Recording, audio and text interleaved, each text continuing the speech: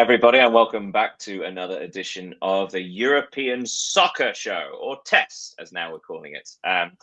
Thank you all for joining us again. Obviously, it's been a couple of weeks since we had a roundup of the top 5 European leagues last week. Essentially, I was locked out of my house and couldn't record. Ha ha ha ha ha. But I'm back. I am inside, and now we're taking action. Also inside is Leo. Leo, how is it inside? Yeah, I'm always inside, so I'm pretty good with a new French Ballon d'Or. Oh, yes, of course. Yes, inside Leo, inside, always inside, like a hermit or a mole. So, yes, Yeah, let's quickly talk about the Ballon d'Or. Yes, of course, that was last night. And the big news, of course, is that Dembele is officially the best player in the world, according to French Football Magazine. I suppose, apart from being a proud moment as a proud Frenchman yourself, or, I assume, um, it's quite a big moment for Dembele as well, isn't it? Because obviously he's had so much of his career. People have talked about him not quite reaching his potential, and somehow this last 12 months, he's become the best in the world. yeah, of course. It's a really well rewarded distinction for him because when he was at Barcelona for 6 years, um, we have always said that his injuries are a bad thing for his potential. He was playing alongside with Messi, Iniesta, Suarez, but didn't really compete with them at the highest level if we just talk in terms of football. And since his arrival at PSG, where he holds a special place because when Mbappe left for Madrid, he was the one elected to be the guide of Paris. So yeah, it's really impressive to see from where he had been to where he is now. I don't think some people would have expected him to win the Ballon d'Or when he left Barcelona. Mm. I suppose one of the questions I should ask is, for context, so this year's Ballon d'Or was quite a close run thing because there are so many players that could have won it, right? So thinking about like Vitinha, thinking about Ashraf Hakimi, Yeah. but also then players from Barcelona like Rafinha and Lamine Yamal. Um, has Dembele won it sort of because of his teammates? Because obviously Paris Saint-Germain, there was no sort of one exceptional player in this side. They all seem to have become exceptional. Yeah. Firstly, the boss of France Football, which is the magazine who organize all that Ballon d'Or ceremony, said yesterday that Dembele, it was how can I say that? He got all the votes from the 100 journalists from all over the world. So it was not a thin line between him and Lamine Yamal. Or it was a really a plebiscite. So yeah, and then I don't think Dembele is the best player in the world, to be honest. Lamine Yamal is, in my opinion, but he's the shining player in a shining collective, in a shining team with Mm. PSG, who have also won the Club of the Year award. Luis Enrique has been crowned Manager of the Year. Gianluigi Donnarumma lift the Yashin Trophy. So it's a collective award more than an individual one. But with his statistic and the everything he did, it's really deserved for him. Yeah, I suppose again some context again is important because of course thinking about other trophies like you say Paris Saint-Germain, their coach won Coach of the Year, the goalkeeper won Goalkeeper of the Year, the player who's registered the most goal contributions, I think both goals and assists, I think it's Dembele, I think I'm right in saying, has won, Yeah, the Ballon d'Or. It's hardly surprising considering the team has won the treble last season. Um, yeah, I suppose who Lamine Yamal came second, and you describe him as probably the best player in the world right now. But on paper, Rafinha again has more goal contributions than Lamine Yamal, and he was a lot of people's favourites going into the tournament. Why do you think Rafinha didn't win it? Or rather, why do you think it was Lamine Yamal ahead of Rafinha? Yeah, because I think for a ceremony like the Ballon d'Or, you have to also think about how people perceive the players. When you watch Barcelona, even if Rafinha scored and assisted a lot, I think it was 61 goal and assist across the season for him. The player who was always who you saw always on the pitch was Lamine Yamal, in my opinion. Especially if you remember his semi-finals against Inter Milan, his title goal against Espanyol on the 36th day of La Liga. He scored and assisted against Real Madrid in domestic cup finals. When we talk about Lamine Yamal, we also talk about an 18-year-old player. So it's something I don't think we could forget about that. And everything is put in place to talk more about Lamine Yamal than to talk about Rafinha in communication, in ads, in everything. So I think, yeah, people had him in mind when they voted. Mm. Okay, next question then, because quite often the Ballon d'Or goes hand in hand with a level of success, right? So it tends to be awarded to players who have won the biggest trophies or had significant contributions to the teams that have won the biggest trophies. If we look at, say, the women's, the Ballon d'Or Feminine, so Aitana Bonmati won it for the third time running, becoming the first woman to win the award 3 times, and also becoming only the third player to win 3 in a row after Michel Platini Yeah. and Leo Messi. So it's an astonishing achievement. But I suppose what I would bring up is that obviously her Barcelona side won the domestic treble, but then lost the final of the Champions League to Arsenal, and with Spain lost the final to England at the European Championships on penalties. My question therefore would be: do you think an English player, say for example, because there are several who play for both Arsenal and England who won the Champions League and the European Championship, do you think it's fair to consider Bonmati the best player in the world ahead of, say, players that have achieved more this year, or do you think this is actually completely fair and she is the best player in the world by far? I think I got the same way of thinking than for the men's, because if I was to be, if I had to vote, I would have voted for Lamine Yamal, even if he didn't won the Champions League, because he's the player, the player you see on the pitch, the one you pay for to go to stadium, the one you cheer for, the one you tweet about, the one you talk about, and you are better placed than me to talk about women's football. But I think, from what I know about Bonmati, she's the star of Barcelona, and of course the big favorites are the main stars of their team. You mentioned Ashraf Hakimi, who finished sixth in the rankings. We can also talk about Pedri, who finished 11.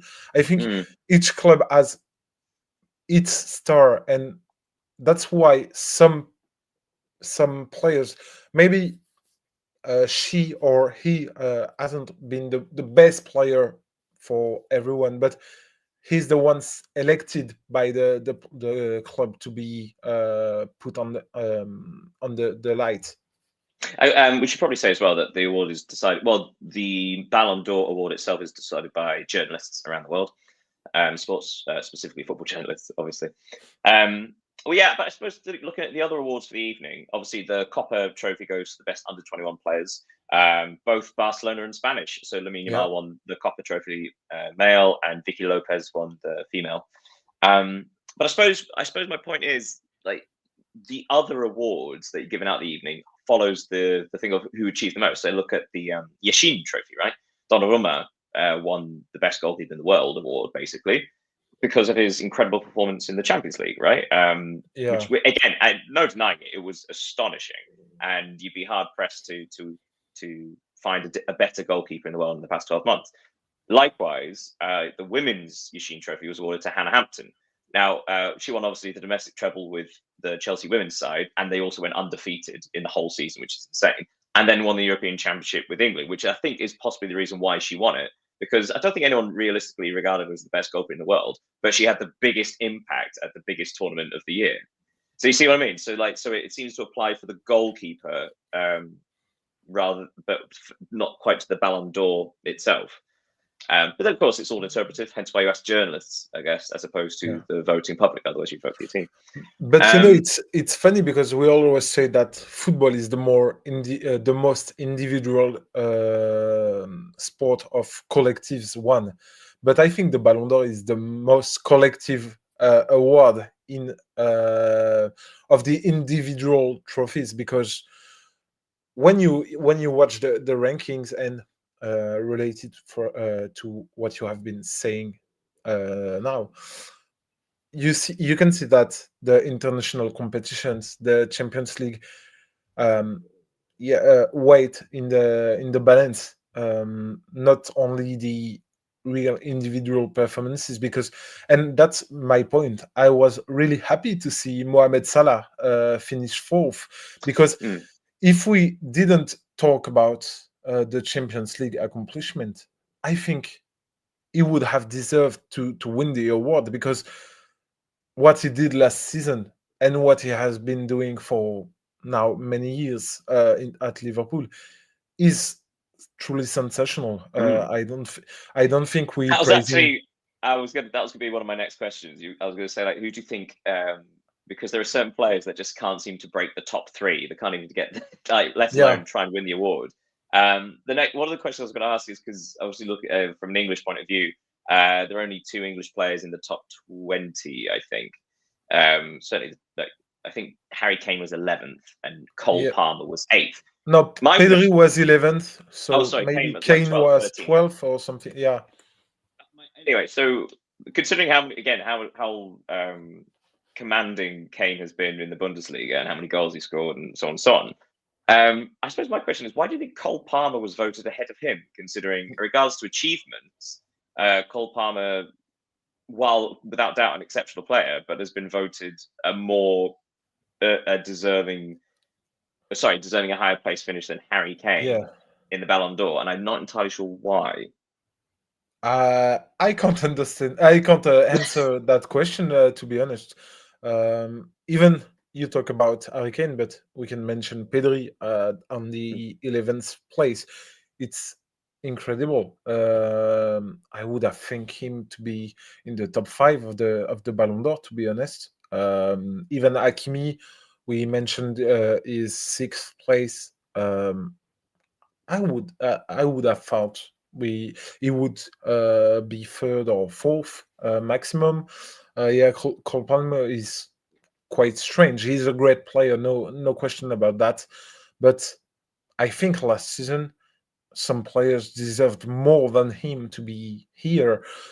I think the Club World Cup had an impact on the Ballon d'Or, because that's a good point. Yeah, it's fresh in the memories when people voted, and Cole Palmer scored a brace in the final against PSG, the European champions and everything. So yeah, I think it could have had an impact on that, but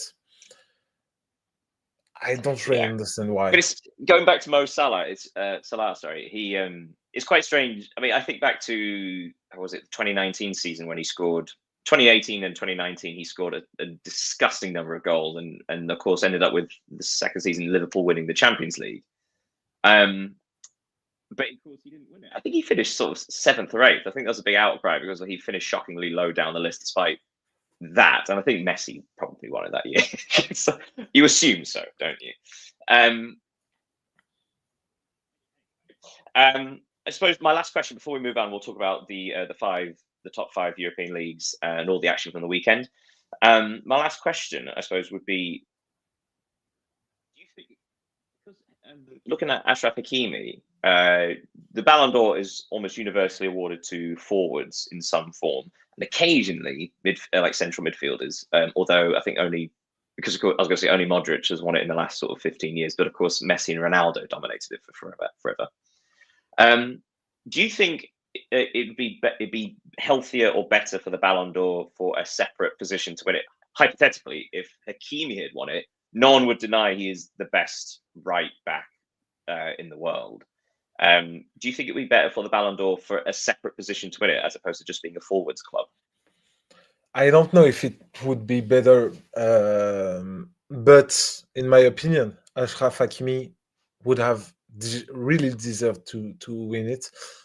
It was sensational last season, scoring a lot of goals as a right defender, right back, providing a lot of assists. He was in every big moments of the PSG season. He scored in the final, the first goal against Inter. He played like 55 of 60, maybe more than 60 games last season. I think he was more regular than Ousmane Dembele across the season. But yeah, historically, the Ballon d'Or has always favorized the offensive midfielders. Well, Forward. sorry to jump in. So I think back to last year when Rodri won it, because of course then Real Madrid boycotted the whole thing. It was very, very childish. It's proper sort of like throwing toys out of the pub, like, yeah, we want to win everything, even though they won Team of the Year and Coach of the Year, and Vinicius Junior was second, and all of that. But and they were the Club of the Year last season, Real Madrid. But Rodri winning it felt like a return to sort of almost like logic. Like, yes, he was without doubt the best player, and not just the best player in the best side, which it feels like Dembele might be. Like you say, as opposed to literally the best player in the world. Yeah, Rodri, everybody could see that. Actually, yes, he is possibly the most influential and best player in the world, as well as being in the best side. Yeah. Yes, and it feels like this may not be that. So I suppose the hope is moving forward that we see more balance in regards to, yeah, the more deserving, like Aitana Bonmati. Anybody with eyes watching the women's game can see she's without doubt probably the best player in the world. If not her, then Putellas and Guijaro. Coincidentally, all three of them Spanish and Barcelona midfielders. So, but yeah, there is such a step above. So it feels only right that someone with that quality should be recognized as the best in the world, even though they don't win everything. It just so happens that Dembele has won everything this year. So, like the best player in the best side. Right, should we talk about some league football? Yeah, right. Well, you know what? I always leave Ligue 1 to the end because reasons, general English and French rivalry / hatred. So let's talk about Ligue 1 before we go on. I will read the results for the weekend. So on Friday, we had beloved Lyon winning 1-0 against Angers. On Saturday, Lyon beat Lille. Lille missed the opportunity to go top of the table with a 3-0 defeat at Lyon. Quite shocking.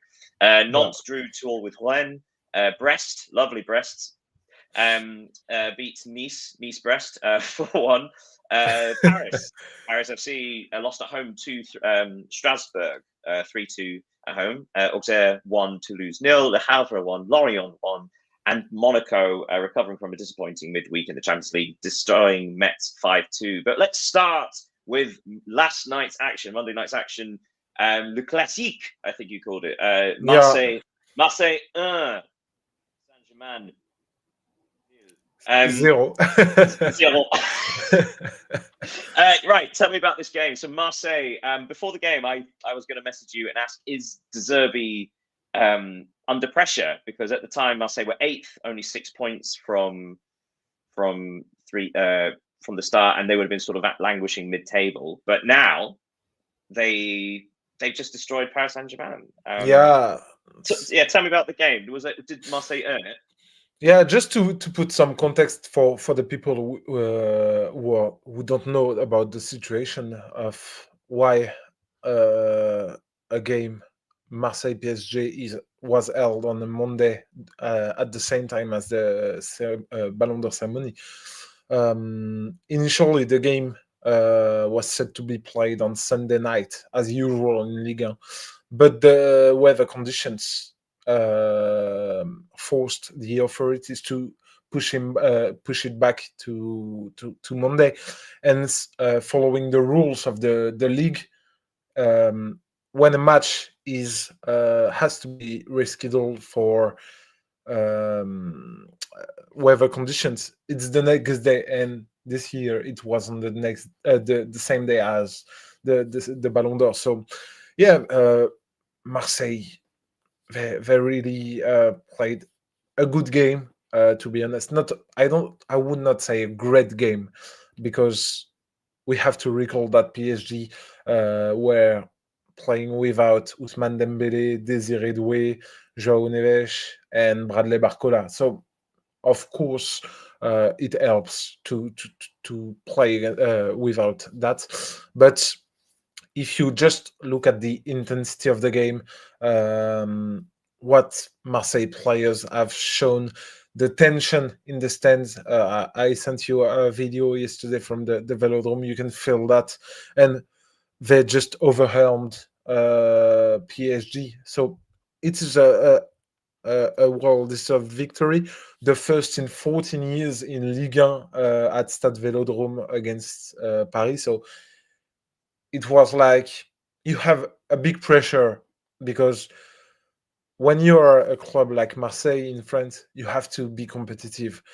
And this last years, it was quite difficult, even if they finished second, for example, last season. But yeah, it was they were relieved yesterday when they finally beat the Paris Saint-Germain side. And now they will play against Strasbourg on Friday, which is also a tough away game, because, as you know, Strasbourg is now the little brother of Chelsea, with a lot of wealth, great players and everything. And then they will play Ajax in the Champions League. So they needed this win to start a good cycle. And yeah, now it's interesting to see how PSG will bounce back after that. I suppose it's also quite important from a Liga point of view as well, because the Yeah, more competitive the league is, the more. Well, apart from anything else, the teams that are around Paris Saint Germain, the longer that they can stay near them, the more that they can believe that now's the year that Paris Saint Germain won't win the title, I guess. yeah. So you're looking at the league title. Sorry, the league currently. Top is Monaco. Monaco on goal difference. You got 4 teams on 12 points. Monaco, Paris Saint Germain, your beloved Lyon, and Chelsea's B team, Strasbourg. And then you've got Lille, who I mentioned before, had the chance to go top of the league, but then lost to Lens 3-0. That was a real shock, wasn't it? Yeah, it was like in the whole Europe. It was a lot of great games this weekend, last weekend. Lens Lille is a derby in France, one of the most heated on the in the country. And yes, Lens really overwhelmed also Lille in Bollert, which is their stadium, with one of the most passionate fans in France. They just completely destroyed them. It was not an easy win, an easy game for Lille. Lens were Lille were beaten in intensity. If you just watch the 3 goals, you will see that 2 of them comes after high pressure on the pitch. Florian Thauvin, who had come back to France this summer, had an incredible game, scored a goal. He was the leader of his team, and now Lille. You mentioned it. They are fifth in the league, and they will host Lyon on Sunday. So it will be one of the main game of the weekend. They will have to bounce back too after Europa League football this Thursday, that Lyon are also participating too. So it will be a great game to watch, and more important to win for Lille. Yeah, absolutely. Looking at just to quickly highlight at the bottom of league, Metz only have a single point. And then you've got several teams all on 4 points. You've got Brest, Le Havre, Nantes, and Lorient. So it looks like it's going to be quite an exciting relegation battle, as well as hopefully a title challenge for someone else. Yeah, But yes, fingers crossed. Eh? So yeah, like I say, so Marseille are 6th on 9 points, Lille are 5th on 10 points, then you got Strasbourg, Lyon, Paris Saint-Germain, and Monaco all on 12. What's also quite important is the undefeated thing's already gone, because of course last season Paris Saint-Germain, that was essentially all they were playing for in domestically, weren't they? yeah. And the cup. But yes, but now it's already gone, which itself speaks about competition and competitive levels. Yeah, last season I think they lost to Nice on the 35th match day of the season, between maybe the first and the second leg against Arsenal, or Arsenal, I think, in the semi-final of the Champions League. So yeah, this year it is quite soon in Well, the season. talk about Nice, because obviously they've had quite a strange start to the season.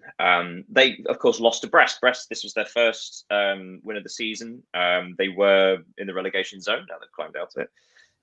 But it was possibly it was an incredible frontline performance by Jacques, if I'm pronouncing that right, Yeah, who scored. I think he scored the opening goal, and then had a hat trick of assists.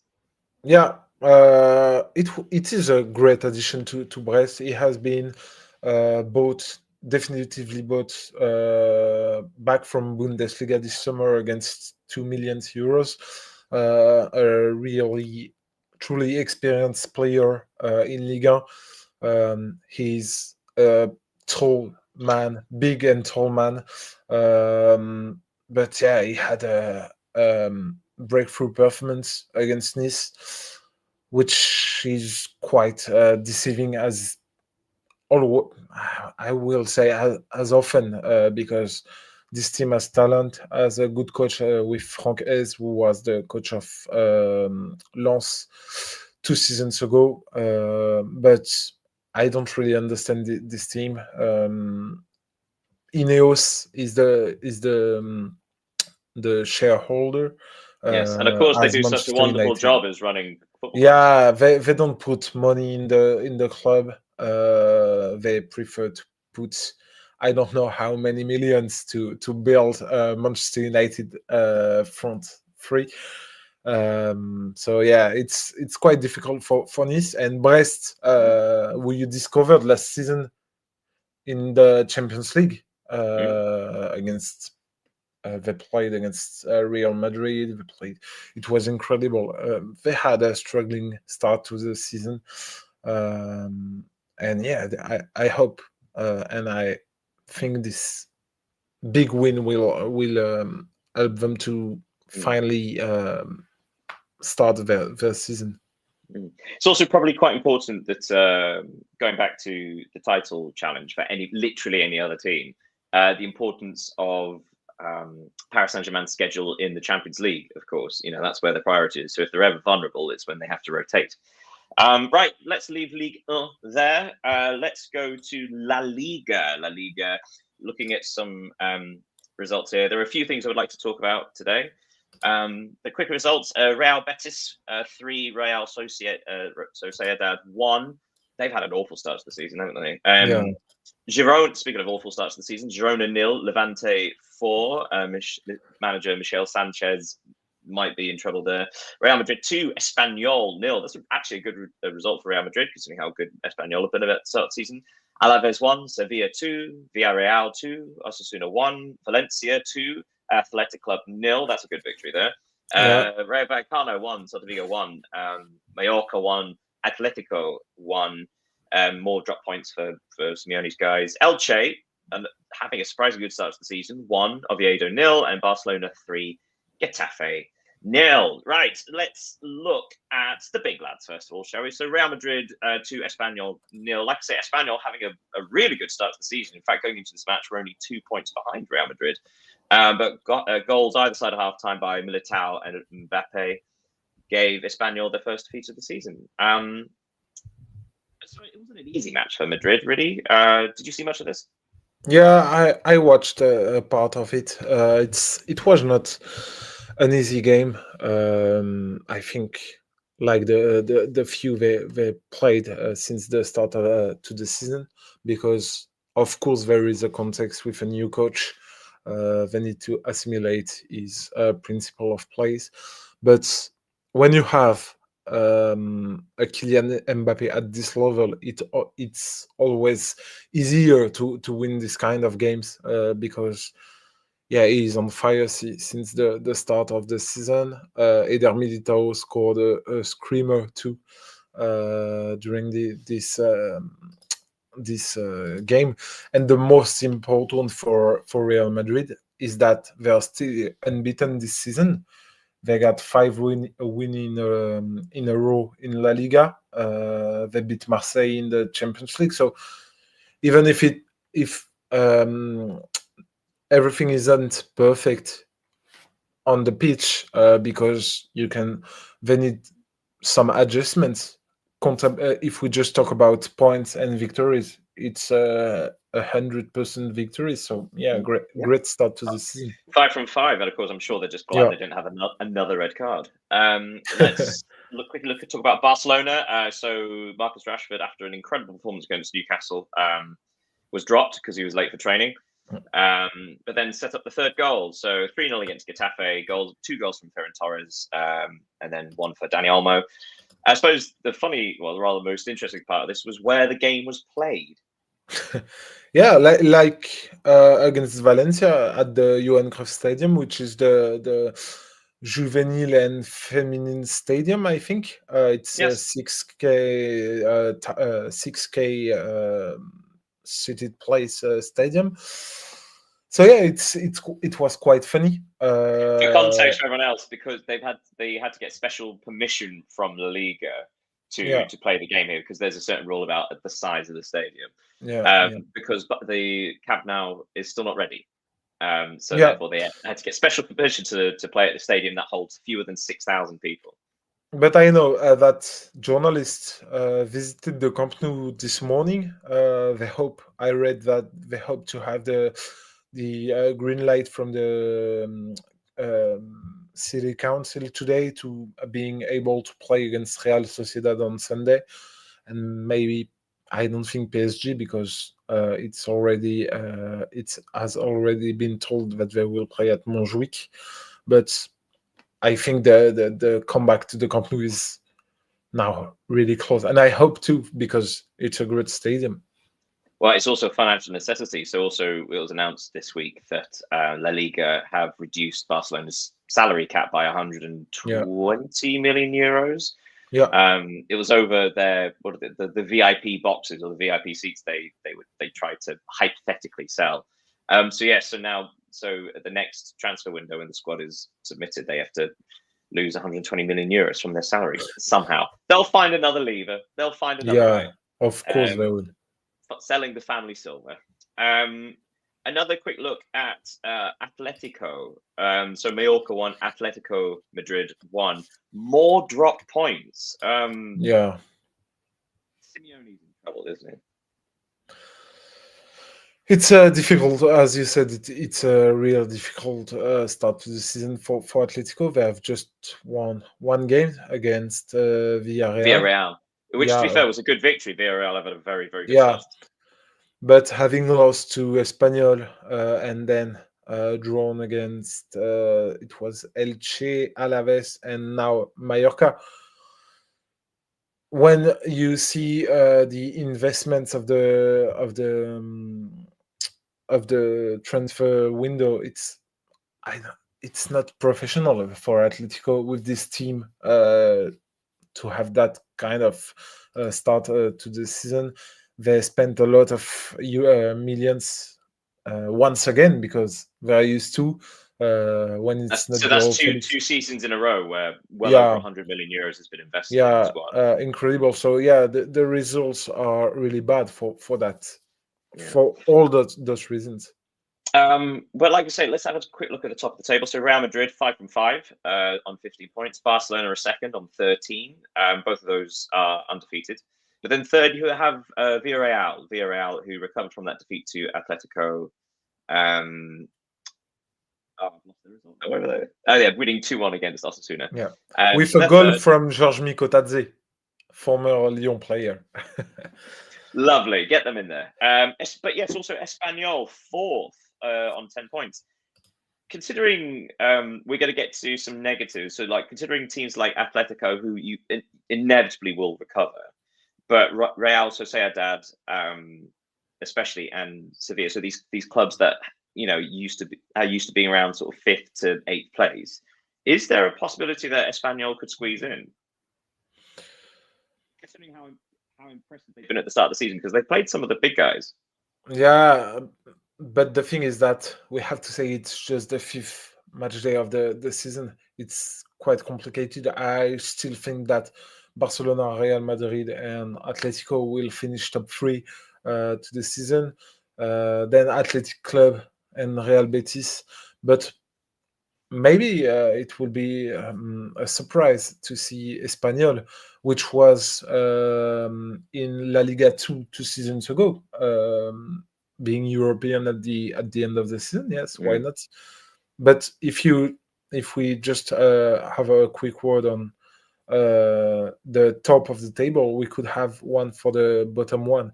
Yes, yeah, that's exactly And what I'm about to come on to. Girona is. Stop skipping ahead. Stop it. But also, just a quick word: in 5th place is Elche, who are one of the favourites for relegation, and they're currently 5th on 9 points. So excellent start to the season.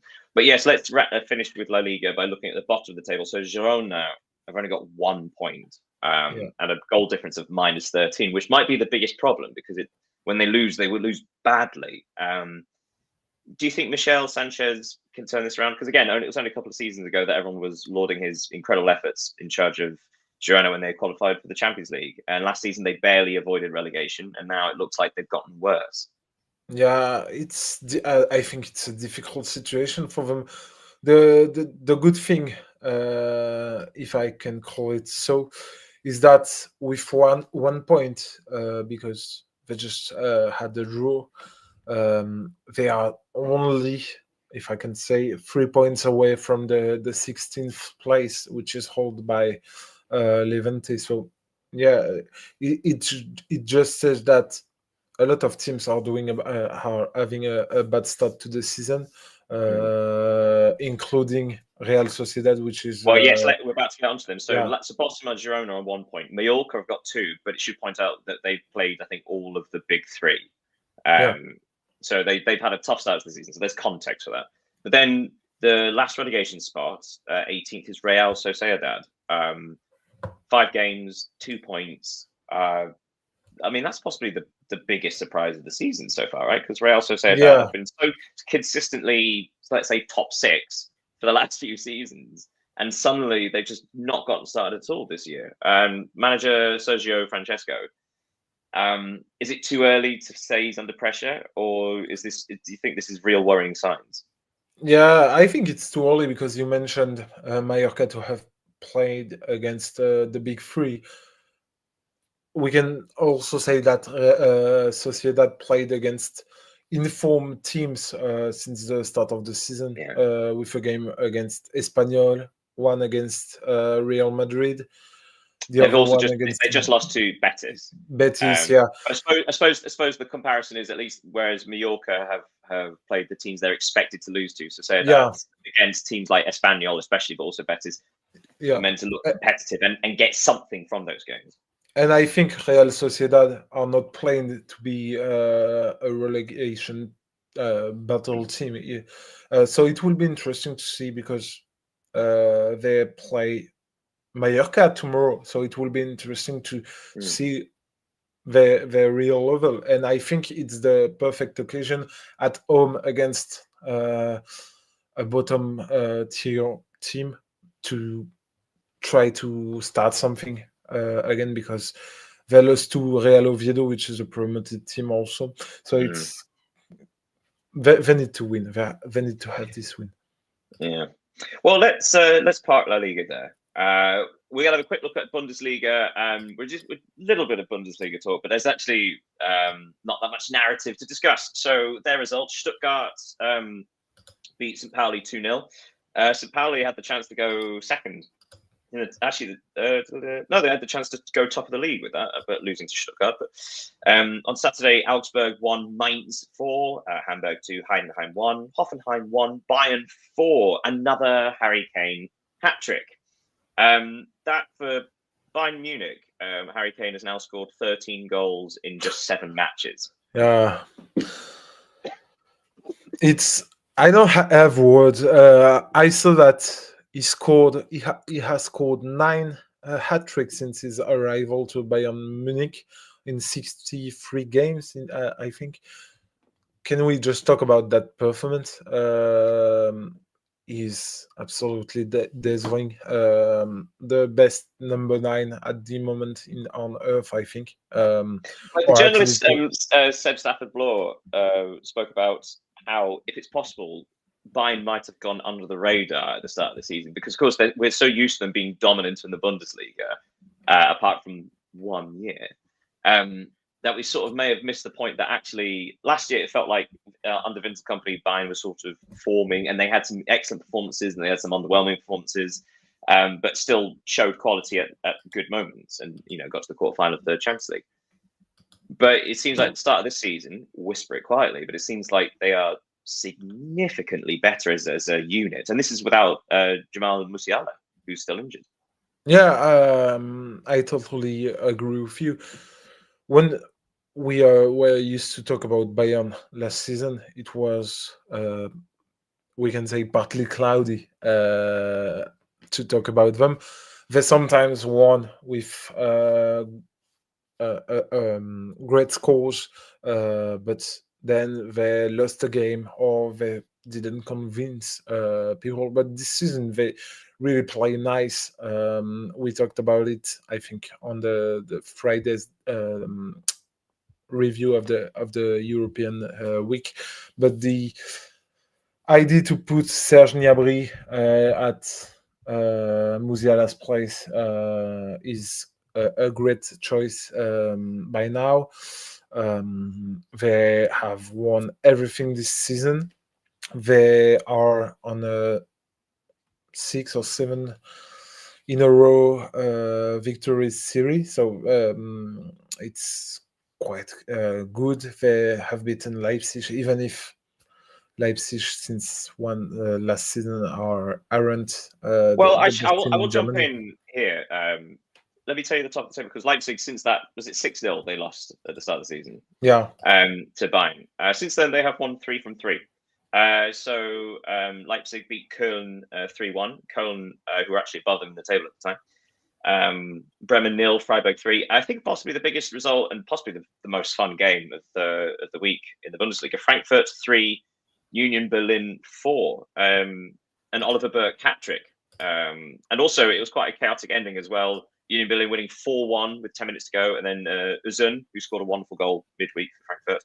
And then Burkhardt scored a penalty in 87 to make it quite nervous last few minutes. But yes, 3-4. Frankfurt, at the start of the season, I was talking about them potentially being the ones to squeeze to become the next, not necessarily challengers, but if Dortmund, and as we've seen with Leverkusen dropping form, I thought Frankfurt might be the ones to step up. But they've had a bit of a wobble recently, haven't they? Yeah, but I have to say about Frankfurt, the thing I'm always surprised at, it's their ability to find a new great striker after selling one. Because when they sold, when they get Colomani, then they get Hugo Ekitike. Now they have Kanuzun, who is having a great start to the season.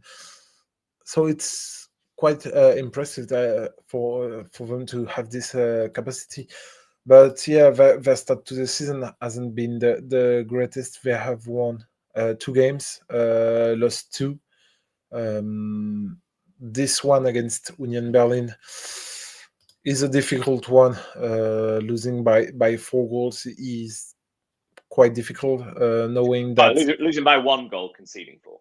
Yeah, but knowing that Union Berlin has a defensive problem since the start of the season, they I think they are the worst defense in the Bundesliga for now. So yeah, it was difficult, but I think they have what it takes to do a good season too, and to be in the fourth team to qualify to the Champions League. Also, further problems for Bayer Leverkusen new manager Kasper Hjulmand.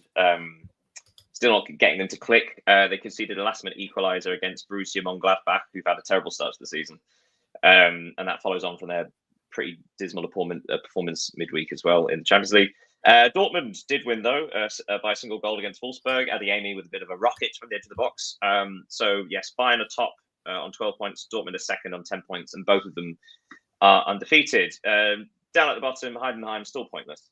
But then Borussia Mönchengladbach on 2 points and Augsburg on 3. Let's move on to the Premier League. A couple of things I want to chat about here, but you know what? None of them are going to be. I don't think we're going to chat about the big teams because, well, first of all, the big news being that after Liverpool defeated Everton 2-1 and Arsenal drew 1-1 with Manchester City, Martinelli getting another substitute goal, Liverpool are already 5 points ahead of Arsenal.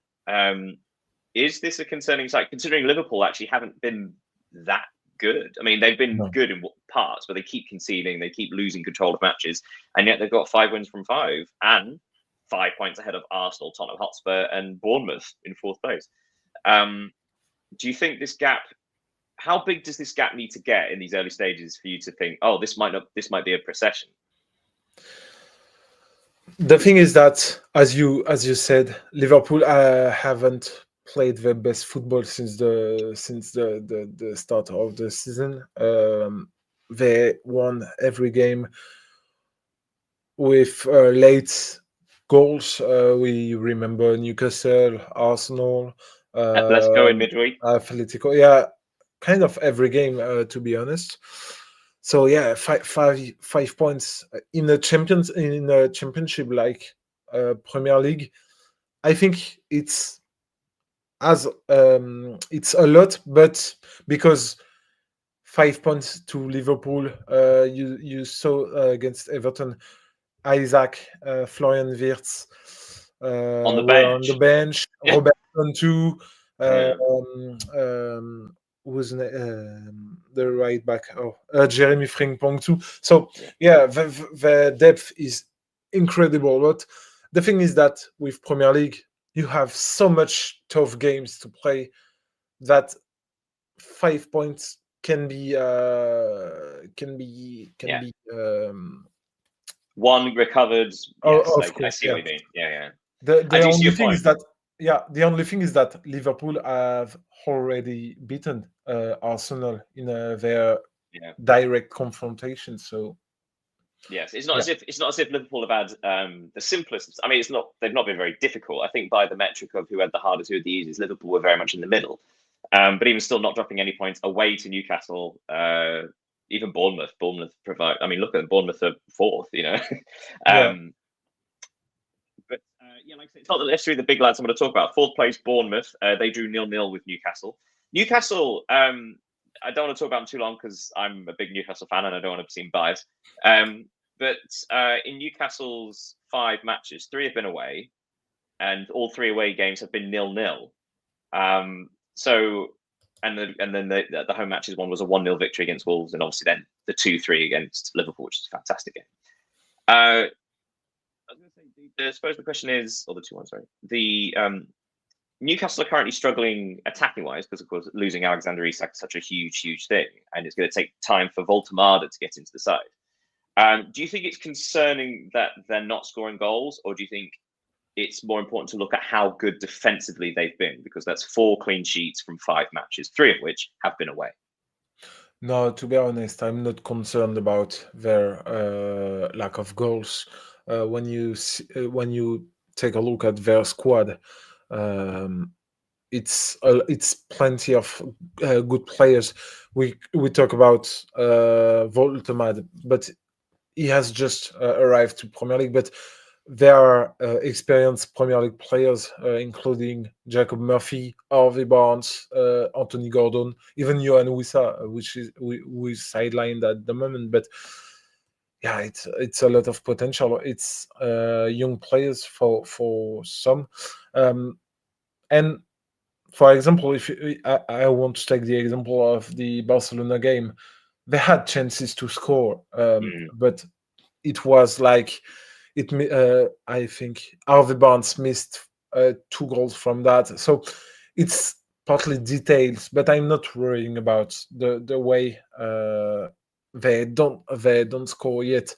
And I prefer to have a good defense than a good attack, to be honest, at the moment for the situation, because if you can't score goals, you should know how to not allow some from the opponent. So if you can do that, it's a good part. But now they will play against Arsenal, Forest, and Brighton, so it will be interesting to see how everything But is I going wanted on. to highlight a couple of other teams. First of all, like the last teams to look at the top. So fifth place is currently Crystal Palace on 9 points. They are now on a 17-match unbeaten run, which is their best since 1960 something, I think.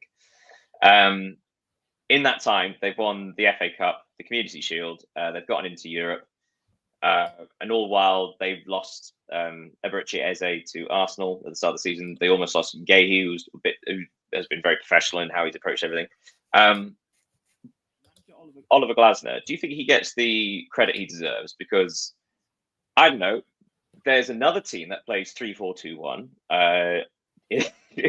famously under Ruben Amorim, and yet you've got a team that plays a 3-4-2-1 who seems to be doing it very, very well with a team that cost a tenth of what Ruben Amorim's has. Do you think Glasner gets the credit he deserves for managing Crystal Palace? From an external point of view, I don't think so. No, because if you just look at their result, they didn't lost a single official game since April, and away game against Newcastle, a 5-0 win against Newcastle. So it's incredible to have this kind of. Sorry, I'm going to jump in. I just remembered a stat that I heard yesterday, which was since December, Crystal Palace have won more points away from home than any other team in the Premier League. They've won 4 more points than Liverpool, Manchester City. That's astonishing, but also speaks volumes about the fact that they have a certain way they play, which they play home or away, and teams just can't seem to get the better of them. Yeah, it's incredible. Oliver Glasner brought them the trophy, the FA Cup trophy. He put them in Europe. As you mentioned, they lost important players. It's quite a really good start to the season, even if we can say that they haven't played really big names yet. Even Aston Villa, there is a context because Aston Villa are struggling for now. So, but they played Forest, Sunderland, which are having a good start to the season, and West Ham. So, okay, we will maybe wait for them to see what their level is. Yeah, considering they perennially finish 13th or 11th, basically somewhere between 11th and 13th forever. Yeah. Perhaps this is the season they finish in the top half. But but we can also praise what they have been doing for now months, because even if we will wait to see when they play against Liverpool, Arsenal, Tottenham, who are also having a good season, or Manchester City, it's impressive to. I would point out, obviously, talking in the league, but they have played Liverpool in the Community Shield, and they won. Yeah, they won. Yeah, so. Draw, and they won on a penalty shootout. Even if the Community Shield is the first game of the season, so Liverpool haven't all the squad ready and fit and everything, but it's a victory against the Premier League champion. So yeah. Okay, last word on the Premier League. Going through the rest of the results: Brighton 2, Tottenham Hotspur 2. Spurs came from 2 goals down to draw that game. Burnley 1, Forest 1, West Ham 1, Crystal Palace 2. More pressure for Graham Potter in charge of West Ham. Wolves 1, Leeds United 3. Huge 3 points for Leeds United. Manchester United 2, Chelsea 1. We don't have time to get into that game, and that was possibly one of the most chaotic halves I've ever seen. Fulham 3, Brentford 1. Like I say, Bournemouth 0, Newcastle 0. Sunderland came from behind and with a man down to draw 1-1 against Aston Villa. Aston Villa scoring their first goal of the season, and it was a screamer from the defender. And as I said, Arsenal 1, Manchester City 1. What I want to quickly talk about before we finish up with the Premier League is the bottom of the table. So Vitor Pereira just been handed a new contract, head coach of Wolverhampton Wanderers, but they are still pointless. They still have 0 points. West Ham United are 19th on 3. Aston Villa have 3. Now, obviously, the amount of pressure that's on Graham Potter, there's a lot of fan protest about the board rather than him currently, which you got to say, like, West Ham's recruitment in the last couple of years has been very strange. It's been very haphazard and very feels like without direction. But considering how much pressure Graham Potter's under in 19th place, Unai Emery in charge of Aston Villa in 18th, obviously there's the issue with PSR, which kind of is the cloud overhanging at the minute. But do you think Unai Emery should be under more pressure? Do you think he is under pressure? Because that's still Aston Villa still haven't won this season, and keeping in mind they've got Europe to come. So this is the time when they can play their strongest side, and they just haven't had a victory yet. And actually, like I say, only scored 1 goal, and it took a screamer from a defender. So they just don't seem to be creating anything. Do you think Unai Emery is or should be under pressure? I think he is, of course, because as you said, he made some great. We all know that football is something really where things happen really quickly. So if he doesn't manage to make his team better, he will soon be really, really under pressure. They lost to Brentford, Crystal Palace this season. It's difficult. It's been 5 weeks in the Premier League. They just scored 1 goal. You mentioned that they will enter the Europa League this week against Bologna. They will then play against Fulham, Tottenham, Manchester City in October, Liverpool on the early November, Feyenoord in Europe. So it's kind of crazy for a team. I think without confidence. Did I read earlier today that Monchi has left Villa as the director. So I saw the is that a worrying sign that obviously Unai Emery and Monchi have worked together for so much? Is it a worrying sign that Monchi is left at this point? I don't think it's a great news for Aston Villa fans.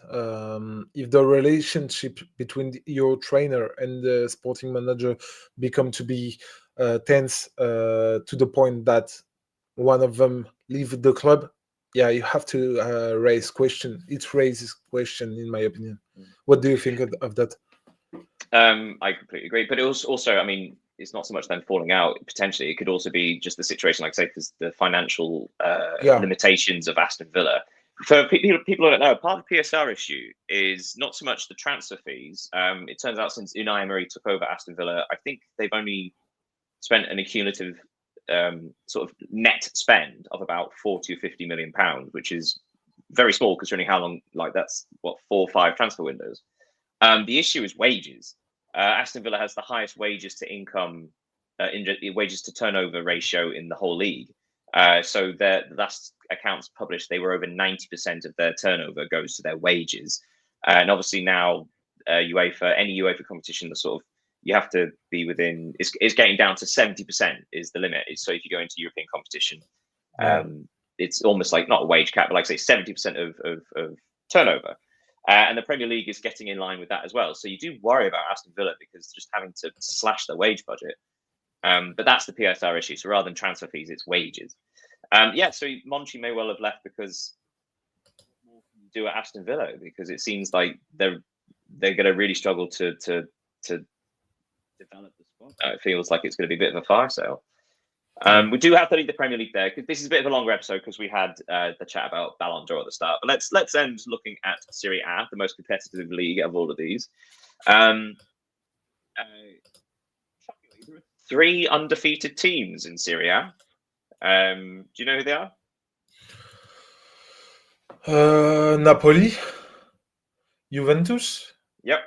And no, Como have been beaten. No? Yeah, not okay. Como. Cremonese. Cremonese. Yeah. So yes, Cremonese, after 4 matches, the Minnows, Cremonese, Jamie Vardy's new team, are still undefeated, drawing 0-0 at home against Parma. It should be said Parma did dominate them, but still 4 games in, undefeated. Still challenging for Europe, still undefeated. Yes, the results. So Lecce lost at home to Cagliari 2-1, Bologna 2, Genoa 1. Big matches on Saturday. Verona 1, Juventus 1. Juventus dropping points for the first time in the league.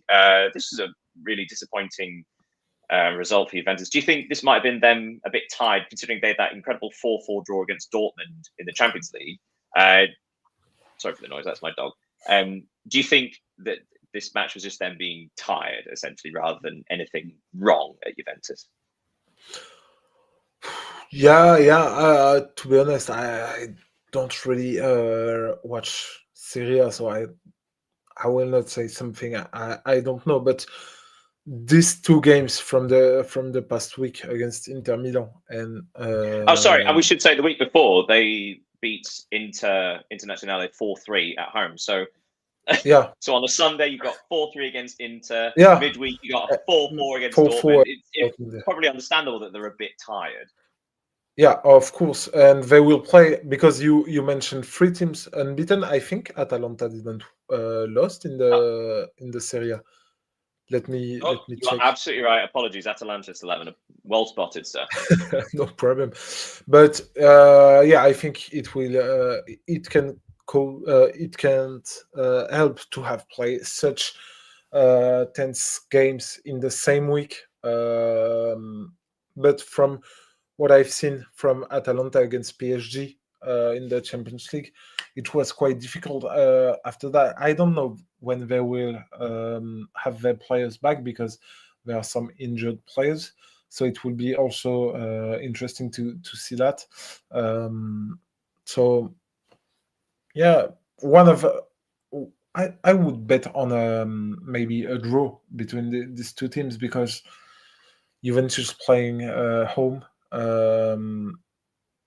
Atalanta have some injured players. They played Champions League football this week. They will play next week too because the Champions League is already back. So it will be interesting to see. Udinese 3, AC Milan. Sorry, Udinese 0, AC Milan 3. A good victory there for AC Milan. 2 goals for Pulisic and 1 for Fofana. AC Milan recovered pretty well after a disappointing start to the season. And Luka Modric too. Luka Modric is having but possibly the big game on Sunday, the Rome derby. Lazio 0, Roma 1. Goal from Pellegrini. Although the end of the game was almost as probably more fun than the actual game itself because Tiane got a red card in the 86th minute, and then Guendouzi got a red card as well in the 7th minute of stoppage time. So 2 red cards for Lazio. Roma took the win. As I said before, Cremonese 0, Parma 0, Torino 0, Atalanta 3. Don't know why I keep doing that. Torino are a funny side. They're currently 12th on 4 points, so probably not at risk of relegation, yet they have the worst goal difference in the league. Yeah, they've had a few big defeats, and they just scored 1 goal also, and it's funny with 1 goal and 8 conceded, you can be 12 in the league. It's quite unusual to see. We should say it's only been 4 matches, so Serie A and the Bundesliga are a match behind. So but if you compare to Aston Villa, for example, with just 1 match day more, they are in the relegation zone. So it's that's point, and also Aston Villa have fewer points. You're very, very right. gonna. Oh, sorry, I'll finish up. Fiorentina 1, Como 2. Fiorentina had an awful start to the season. Como Yeah. looking great. Big victory for Inter after a disappointing week. Inter 2, Sassuolo 1. Action Monday night. Napoli, defending champions. Napoli 3, Pisa 2. Fantastic game. Napoli almost throwing it away, but holding on for the victory. Before we go, I'd like to highlight a couple of things. So looking at the table, top of the table, Napoli on 12, Juventus on 10. You got AC Milan and Roma on 9, Atalanta and Cremonese on 8. That's a really competitive bunch, isn't it? Because as you said, we've got 4 teams that are undefeated, but Atalanta and Cremonese, Cremonese, again, sort of put an asterisk because you assume they're going to drop a little bit.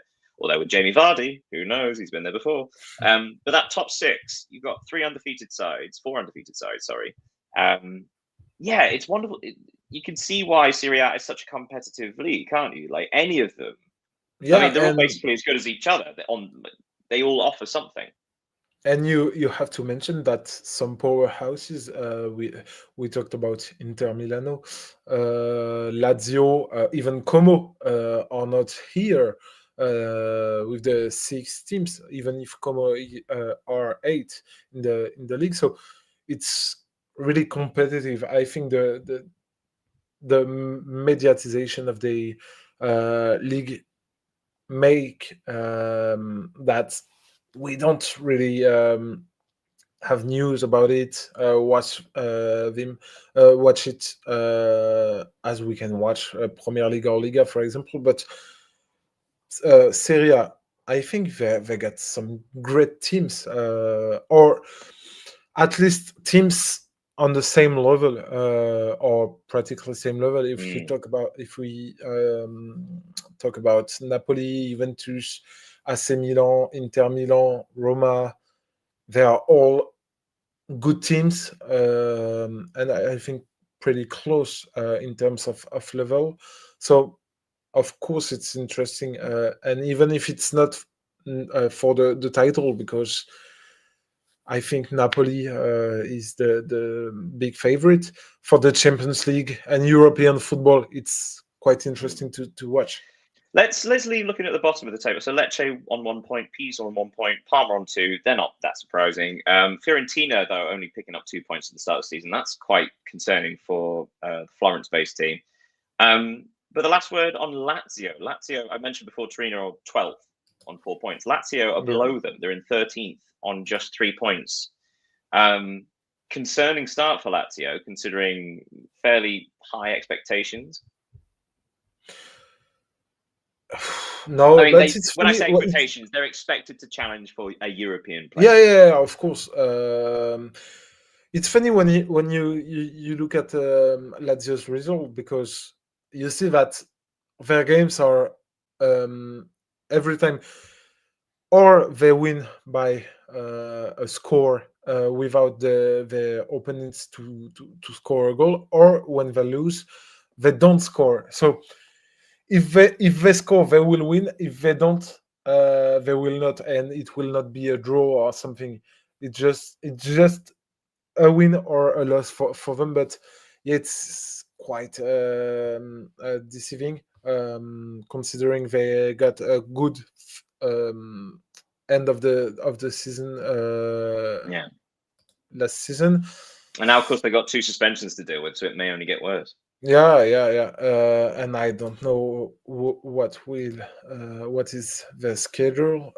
They will play Genoa, Torino, Atalanta, Juventus in October. So it does suggest that they need to get something from the next 2 games, other's they could be in serious. Yeah, Genoa and the Torino manager will could be in trouble. You wouldn't imagine that they're at any serious risk, but again, like those 2 matches, not only are they winnable, they kind of have to be winnable, because the next 2 matches after that are very, very difficult. It's very important for them to beat Genoa and Lazio in the two next week, because before traveling to Atalanta and have that Juventus clash. Right. I think that's we'll leave it there on that bright sunny note for both of us. Right. Thank you everybody for joining us. To see how many people are watching. Thank you so much for joining us. Make sure you check out all our social medias, YouTube, on X, on anything you can follow or subscribe to. Do it.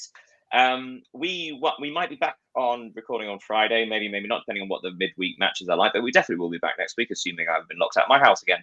Thank you so much, Leo, for joining me today. Thank you, Daniel. A pleasure. Thank you to me for holding it together for long enough to actually record. Yeah, and we'll see you all next time. Thank you very much. Have a great day, everyone. Goodbye.